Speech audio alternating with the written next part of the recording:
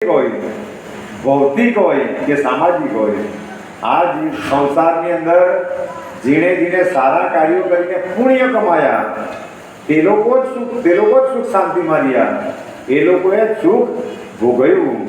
ને તો જેમણે ખાલી ને ખાલી પૈસા પાછળ દોડ મૂકી તો સમયાંતરે તે માણસો હેરાન જ થયા. ક્યાં પરિવાર બગડી ગયું, ક્યાં કંઈક ને કંઈક બીજી વિટમણાઓ આવી.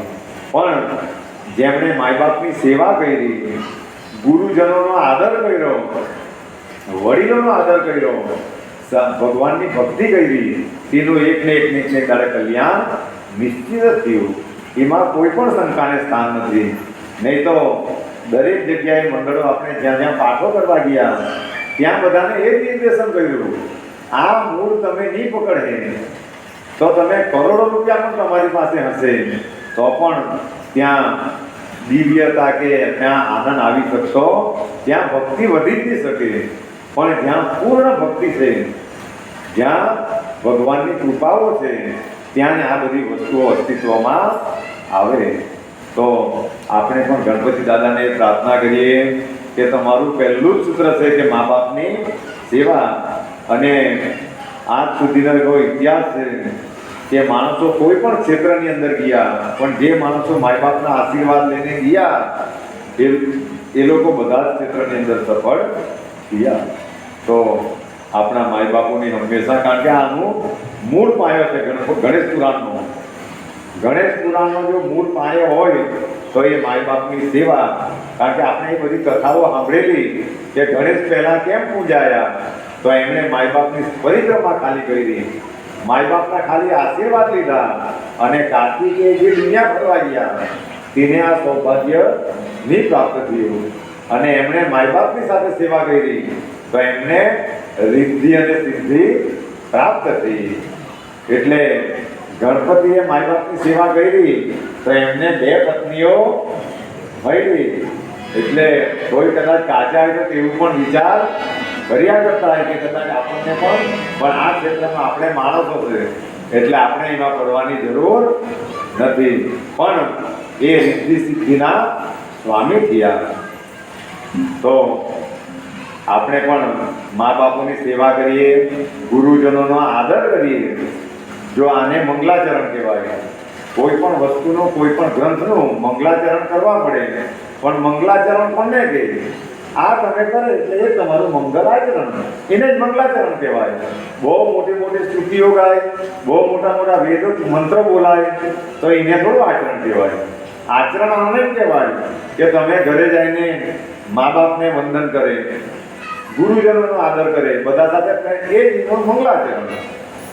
એટલે આ સાદી ભાષામાં મંગલાચરણ. નહીં તો મોટી મોટી સ્તુતિઓ સંગીત સાથે ગાય અને ટાઈમ પૂરો થઈ જાય તો એનો કોઈ મતલબ રહેતો નથી. કારણ કે કથાઓ એ તો સ્ફૂર્તિ જ રહે, એ તો સ્ફુરિયાદ કરે. જેટલું તમે બોલે એટલી અંદરથી નીકળ્યા જ કરે. કારણ કે આ તો બધી પ્રેમની પરિભાષાઓ છે.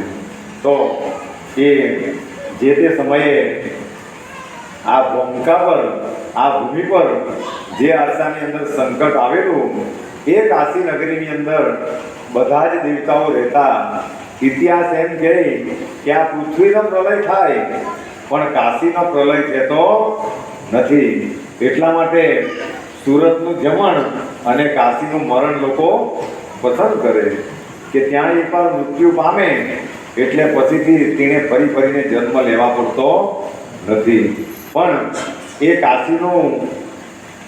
કાશીની અંદર જ્યારે બધા જ દેવતાઓ રહેતા તો ત્યાં એ દેવતાઓને હેરાન કરવા માટે એક રાક્ષસ ક્રોધાસુર એ રહેતો હતો.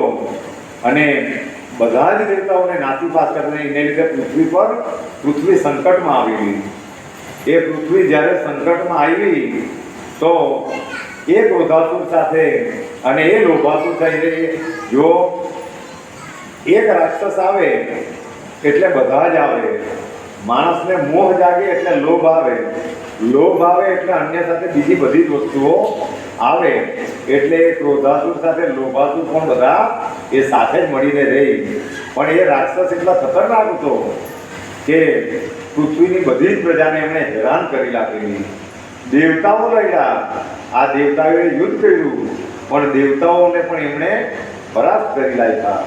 અને પછીથી એ દેવતાઓ બ્રહ્મા, વિષ્ણુ અને મહેશ પાસે ગયા, વિનવણી કરી કે હે મહાદેવ, હે મહાવિષ્ણુ, આ જે રાક્ષસ છે એ અમને ખૂબ હેરાન કરે અને પૃથ્વી એને લીધે સંકટમાં પડેલી છે, તો તમે આવીને એનો કંઈક ને કંઈક રસ્તો કાઢો. તો ત્યારે એ ત્રણેય દેવો યુદ્ધ કરવા ગયા. એ ત્રણેય દેવો યુદ્ધ કરવા ગયા, પણ એ રાક્ષસ એટલો બળવાન હતો કે ત્રણેય દેવોને પણ એમણે પરાસ્ત કરી નાખ્યા, હરાવી દીધા. અને જ્યારે ત્રણેય દેવો પણ હારી ગયા, તો ત્યારે બધા દેવતાઓને મળીને નક્કી કર્યું કે હવે કોઈ એવી શક્તિને આપણે પ્રગટ કરવી પડે કે જે આ પૃથ્વીનું સંકટને ટાળી શકે. તો બધા જ દેવતાઓએ મળીને જે આપણે સ્તુતિ ગાઈએ, એ સ્તુતિ જે તે સમયની ભાષામાં ગાયેલી હતી, પણ જેમણે આ સ્તુતિ પ્રગટ કરેલી એમણે એ કહેલું કે આ જે સ્તુતિ કરેલી એ દેવ લોકોએ કરેલી. આ સ્તુતિ વિદ્યાર્થીઓ ગાય તો એ લોકો વિદ્યાને પ્રાપ્ત કરે, જેને સંતાન નહીં હોય તે આ સ્તુતિને કરે તો એ સંતાન પ્રાપ્ત કરે, અને જેના લગ્ન નહીં થતા હોય ને આ સ્તુતિઓ કરે એ પહેલાં કરે, એના પર કોઈ વિઘ્ન પણ આવતું નથી. માણસો ઘરમાં જ્યારે પ્રવેશ કરે, પ્રવાસમાં જાય, જો આપણે પદયાત્રા જઈએ કે પ્રવાસમાં જઈએ કરીને જતા છે તો આપણી યાત્રા આનંદમય બને ને. યાત્રામાં કોઈ એક નખ જેટલું પણ વિઘ્ન આવતું નથી, કારણ કે આ સ્તુતિનો આટલો પ્રભાવ છે. તો એ બધાએ રોજ કરીને જ જવું જોઈએ. પણ વારંવાર બધાને કહેવું પડે કે ઘરથી માણસ ખાવા વગર નહીં નીકળે, કપડાં વગર નહીં નીકળે, પણ ભગવાનની પૂજા વગર નીકળે. કારણ કે બધા